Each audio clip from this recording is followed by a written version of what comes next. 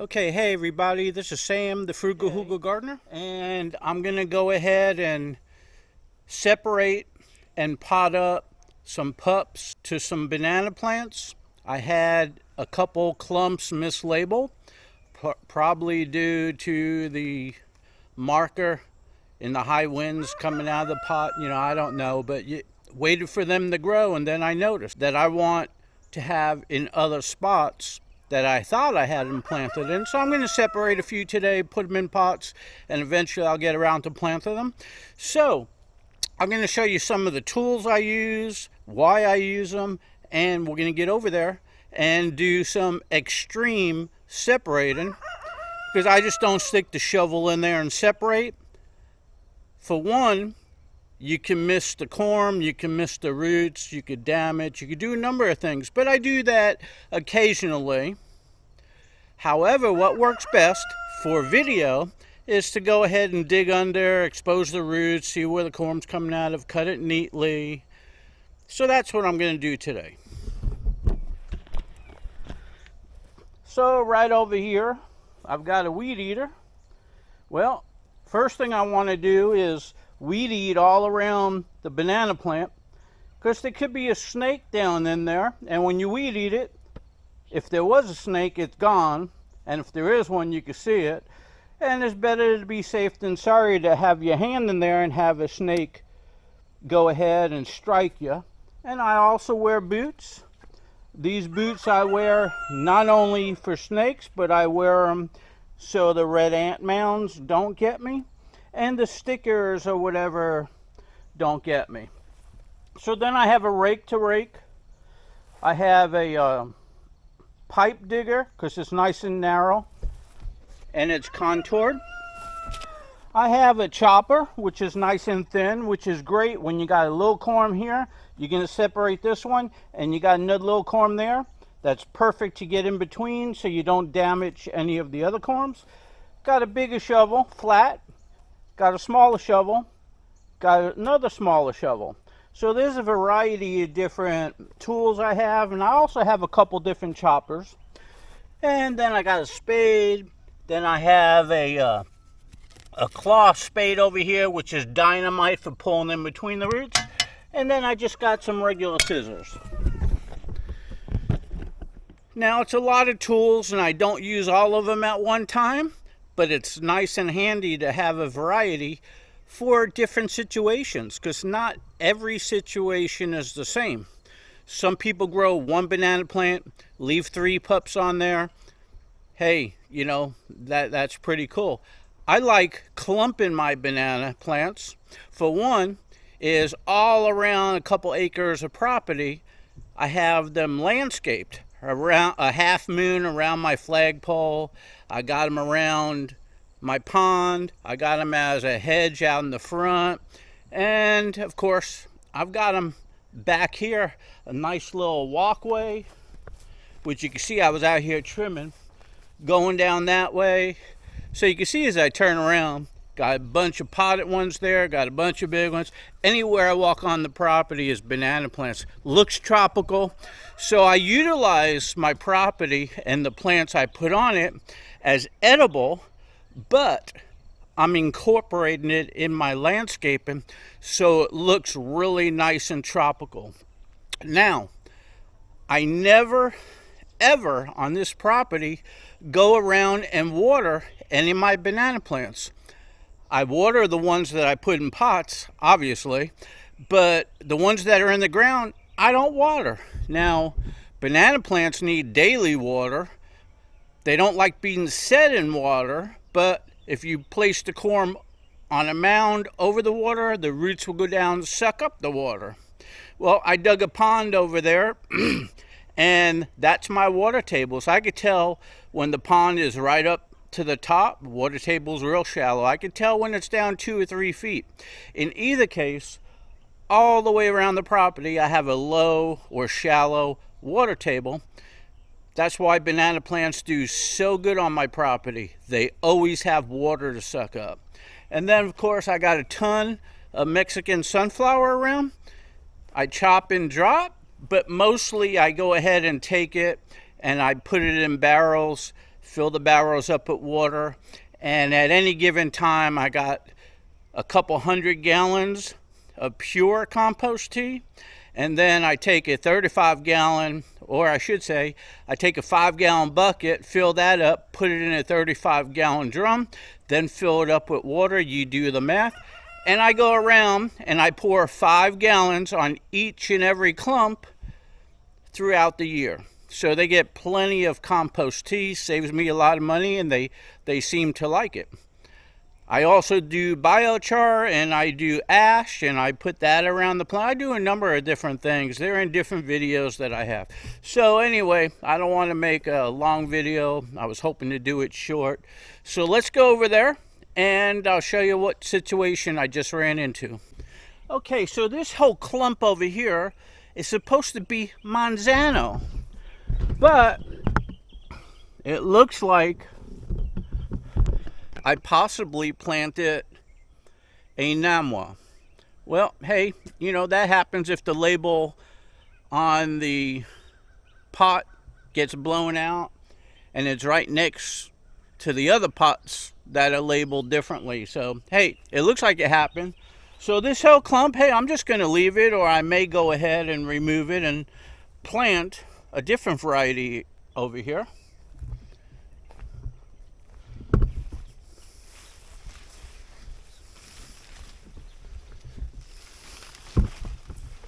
Okay, so now as I come around to this one, right over here, boy, I got a lot of pollinators on that one. Right over here. I'm trying to see what the base looks like. Yeah, they look like they could be a Namwa as well. And then, right over here,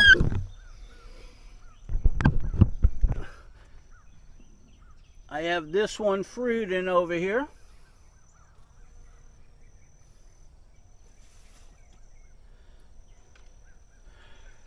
Okay, so I really hate second guessing myself, but I posted online, got some responses because I thought the Monzanos were Monzanos and they turned out to be a different variety.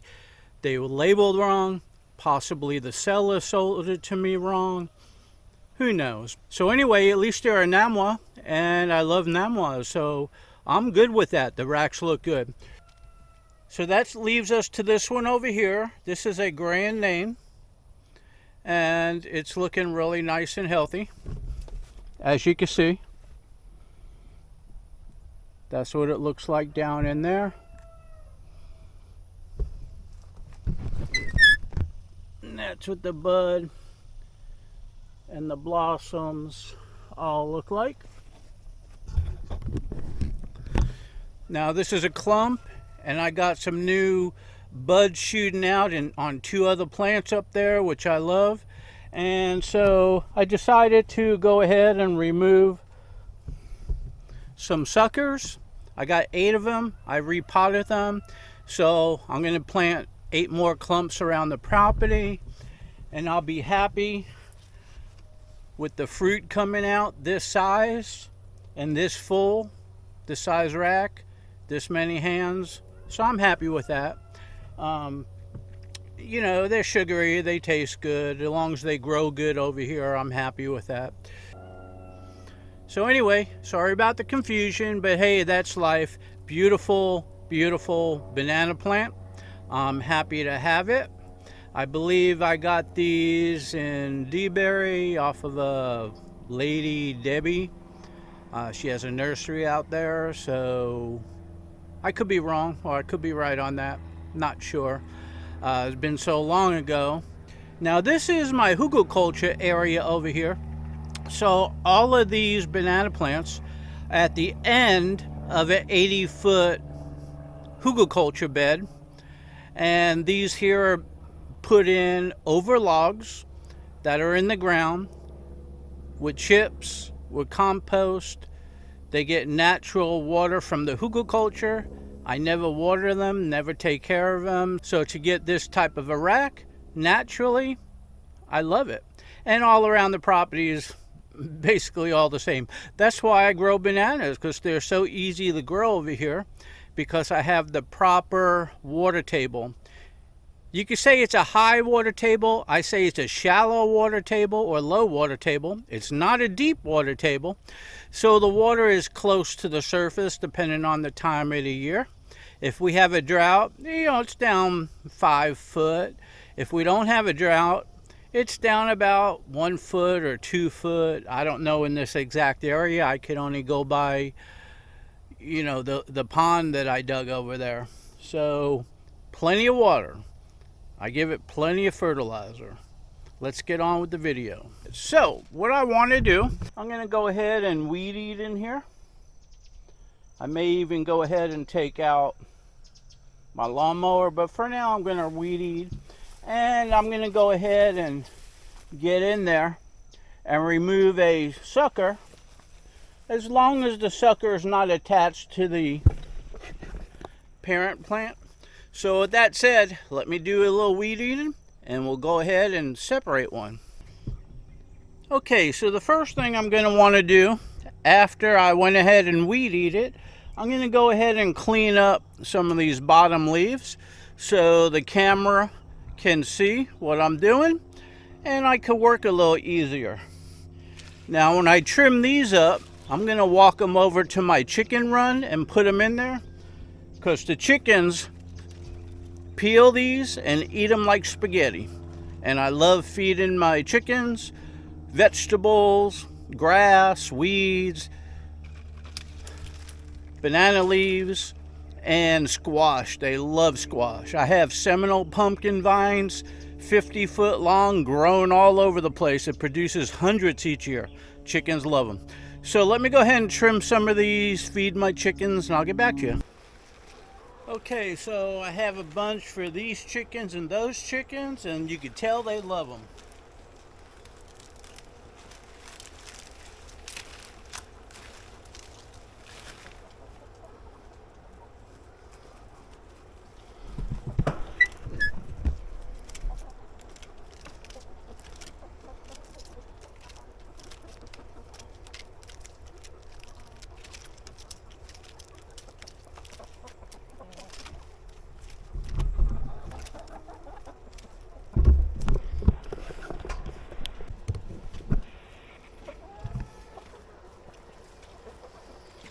Okay, so these are my heritage style chickens. They're gonna get some too.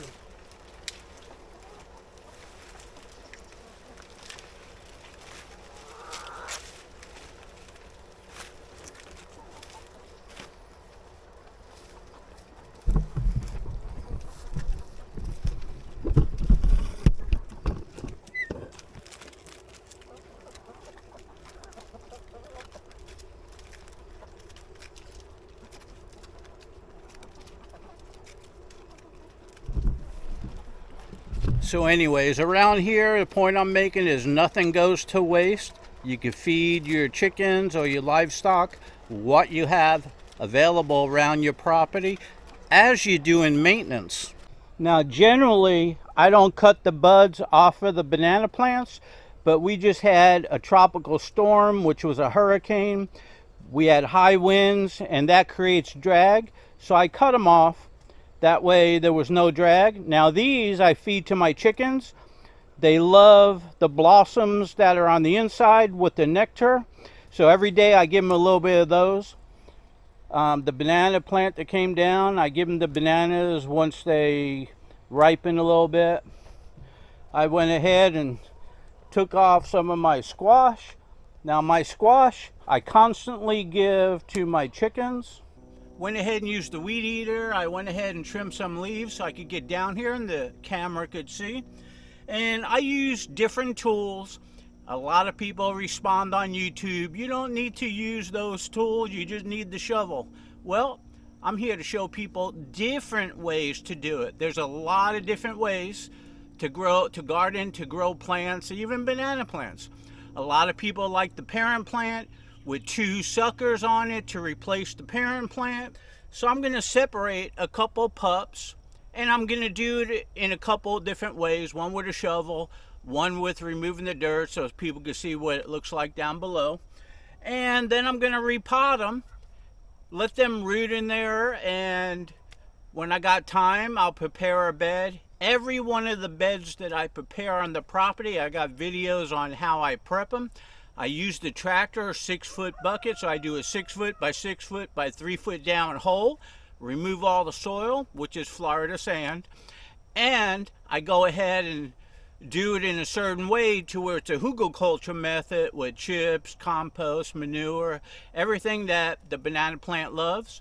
And the proof is in the pudding. My banana plants are doing great.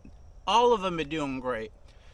The ones that don't do great, well, there's a reason for it. Hurricane, they push over and break up. Everybody knows about that. But then I cut them down. They grow back. Then they're babied and they make a comeback. Okay, so right over here is an easy pup to get at. It's right next to this big parent plant. I could just take a shovel and push it right down in there and it will separate. But I want to go ahead and dig this area out a little bit so people that aren't professionals could see what it looks like down there and then separate it. So bear with me.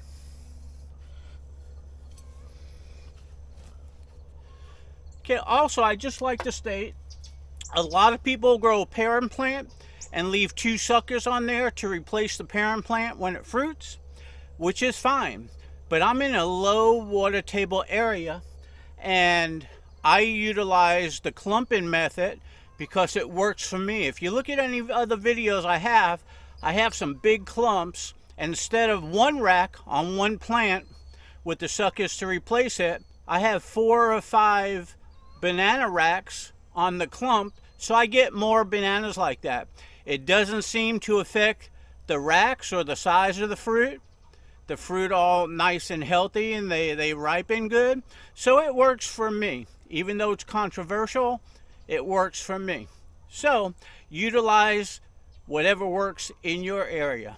I never water any of my banana plants because I have a low water table. And that's why I select to grow a lot of bananas, because they do really good in this area. So with that said, let me go ahead and separate this.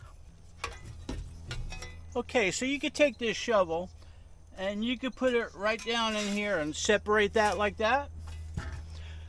But to show people, I'm going to go ahead and use this tool and pull away from the parent plant without damaging too many roots. So let me do that and get back to you. Okay, so the weatherman said no rain, 2% chance of rain today. It's raining on me, incredible. Anyways, I went ahead and as you can see, I removed a lot of this dirt right here so I could see the bottom of the corn and where it's separated right here. So now I'm going to take the shovel, put it down, and separate it. Now you could do that without digging all this out, and there's a good chance of missing the corn and missing the roots. That's why I kind of do it like this, to show new people how you could do it. A lot of people are nervous, so dig it out, look at it. It's not going to hurt anything, and then cut it.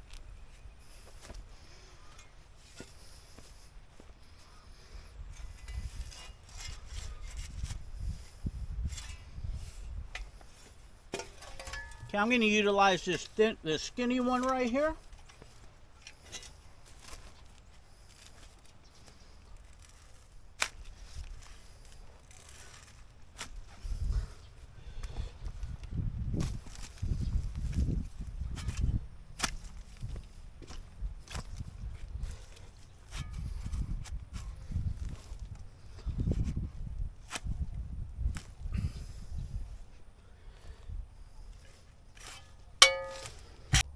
Okay, so with the shovel, I was having a hard time pushing down.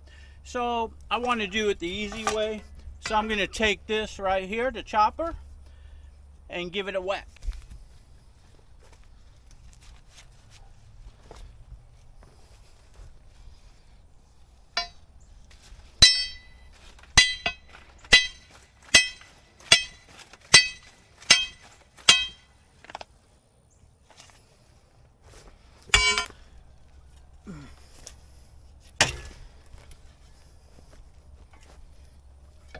Okay, so that's the reason why I use that chopper sometimes, because when the corm is not far away from the plant, it's really attached close. That chopper really comes in handy when your shovel's not going to push down easy without hopping all over it and stuff. So now that it's looser, I should be able to just get right down in here.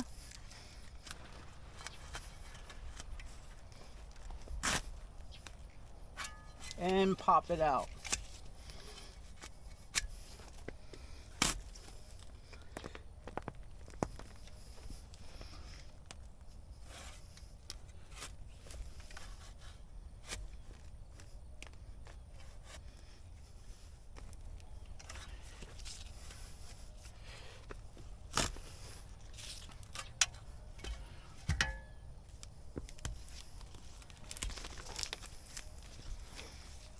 Okay, so here it is right here. And the reason why I did that, here's another one coming out, is this. You can see how flush this was right up against the parent plant. And the parent plant goes down on an angle. It's not outward round. So the way that I cut it was right here. You can see where this side and that side, it's like a pyramid. This here is cut this way and that way. I got plenty of roots, got a nice healthy sucker, and gonna repot that. So once this is off, all you do is you take all the compost, put it all back,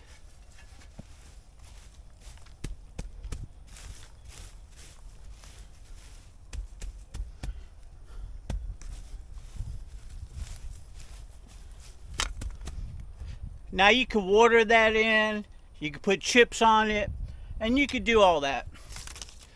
Okay, so I'm gonna go around and remove some more, but that's all I needed to show for the video.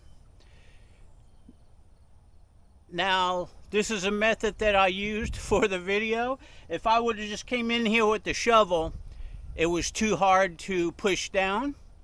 So it was easier for me to do it with the chopper.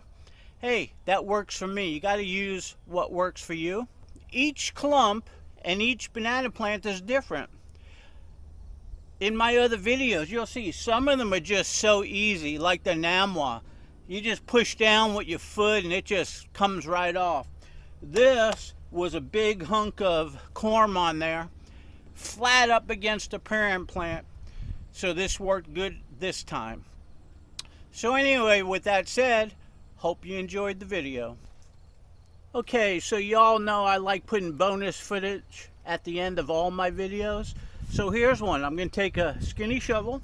You got a parent plant, you got a sucker, and you got another sucker coming out. Now this sucker right here is definitely a sword sucker. Look how thin this leaf is right here. To where this one right here is probably too big to tell because the leaves get big. This might be a water sucker. So anyway, let me go ahead and take this off. I'm just going to take the shovel this time, because it's right up against that and not on the parent plant. And I'm going to try to remove it just by pushing down.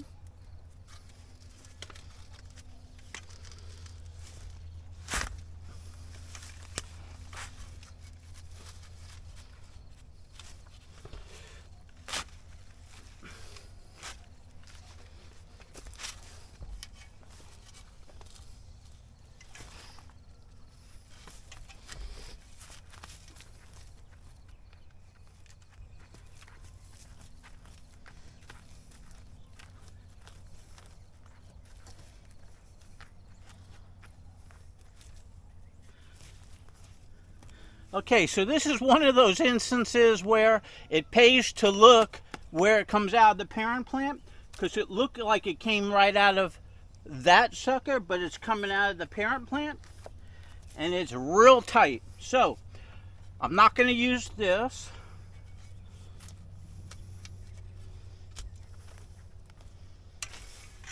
So once again, I'm going to use this. Okay, so I just want to show you this. This sucker is coming out of the parent plant. See where I dug down? I thought it was coming out of that sucker. But you can see where this is attached, and it's so close to that that I want to get down without damaging that. So let's go see how this works. Okay, so I'm going to want to take this because there's hardly any room over there, and I can see where I'm going to get it. So I want to take this right here and chop it right there if I can.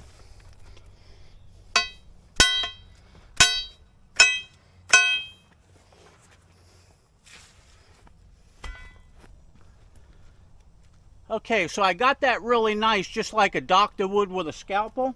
It's loose. So I want to go ahead and remove it now. This is where I love this shovel here, because it'll get down and it will lift up on it. Once you're under it, it will lift.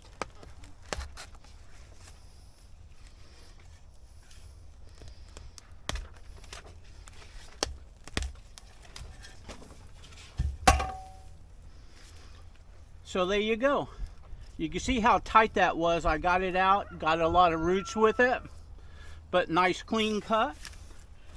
I did not hit this one at all. It looks good. And I got it right here where it comes out of the parent plant. So this was a good close dissecting removal. Push all this back. Now I'm going to leave some over here. Anyway, that was my bonus footage. I'm going to go around, get a few more. Okay, so all in all, I went ahead and separated 1, 2, 3, 4, 5, 6, 7, 8. 8 corms. Some of them are plants, and some of them, like this one right over here, which was so close, and it was still under the ground, that I took it out anyway. So this one right here has some roots, still got a little bit of the corm that was connected to the plant, and it's coming out. So relatively all these should do good. Now this one right here was so close that this side here was cut as close as I could to the plant, but it was connected to a second. But there's still a sign the corm's on there because there's a sucker and a root popping out. So all in all, I'm going to put these in pots. They should grow fine. And if one happens not to, nothing lost, because I got right now, I got a whole bunch. And if you look, it's 20, 40, 60, 80, 100, 20, 40, 60, $160 if you go buy them at $20 each. So not bad for just a little bit of time spent. Okay, so I got a lot of work to do, feeding the chickens and finishing my bat house. So real quickly, I put composted soil that I made inside my pots. Now I'm going to go ahead and plant some bananas. Real easy, just make a hole. Take the corm, set the corm in, press down. That's planted. All I got to do now is put chips on it. So I'm going to do the same for the small ones and for the larger ones. So the larger ones, I got some larger pots.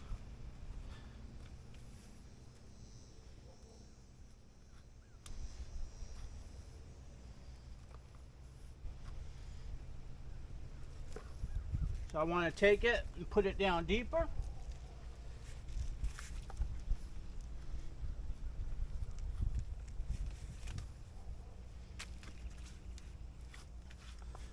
Fill it in, push around.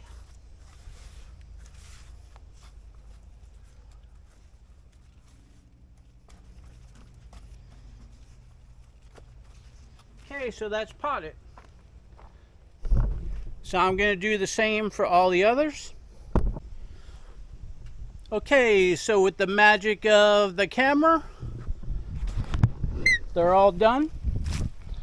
I got the small corms, the next size up, the next size up, and the larger ones. They're all set in pots. Now I'm going to put some chips on there. The chips will keep in the moisture and stop the weeds from growing. So let's go get some. Okay, so I have a chip pile. So I'm just going to go ahead and take some chips, put them around everything.